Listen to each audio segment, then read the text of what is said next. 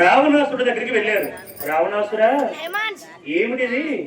ఒక కోతి వచ్చింది, అది వచ్చి సీతమ్మతో ఏదో మాట్లాడింది. ఆ తర్వాత విజృంభించి ఈ లంకా నగరాన్ని మొత్తాన్ని కూడా సర్వనాశనం, అశోకవనాన్ని మొత్తం కూడా సర్వనాశనం చేసింది ఒక కోతి అని చెప్పుకుంటే రావణాసుడు కోపం వచ్చి, మీకు బుద్ధి జ్ఞానం లేదా? ఒక కోతి వస్తే దాన్ని పట్టుకొని చంపేయకుండా నా దగ్గరికి వచ్చారు ఏమిటి అన్నాడు. అది మామూలు కోతి కాదు మహాప్రభు, మామూలు కోతి అయి ఉంటే మేము ఎప్పుడో చంపేసి ఉండేవాళ్ళవి.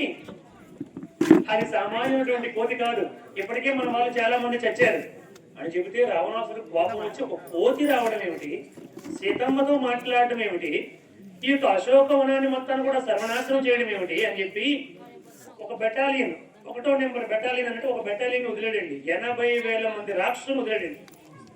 80,000 మంది రాక్షసుల్ని జై శ్రీరామ్, జై శ్రీరామ్, జై శ్రీరామ్ అనుకుంటూ ఒక్క వానర వీరుడు వాళ్ళందరి దగ్గర